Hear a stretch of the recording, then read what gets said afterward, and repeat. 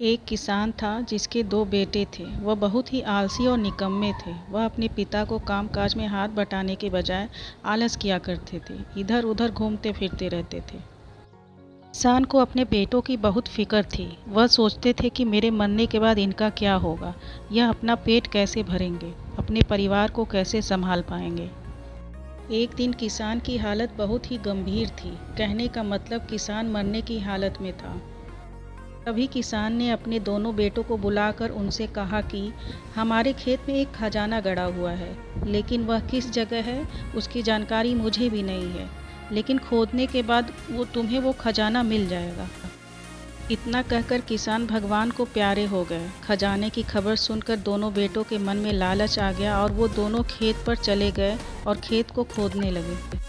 खजाने के लालच में कुछ ही दिनों में पूरे खेत को खोदने के बाद वह घर जाकर बैठ गए और वह अपने पिता को कोसने लगे। इसी तरह कुछ महीने बीत गए और वर्षा ऋतु का आगमन हुआ।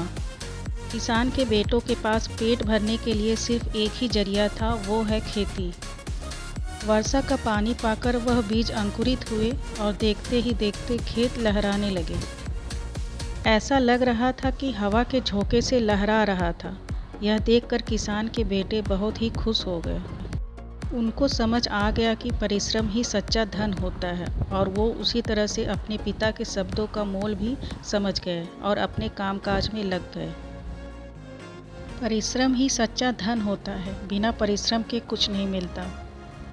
दोस्तों, उम्मीद करती हूँ आप लोगों को ये कहानी पसंद आई होगी। अपना और अपने परिवार का ध्यान रखें। मिलते हैं एक नई कहानी के साथ, तब तक के लिए धन्यवाद।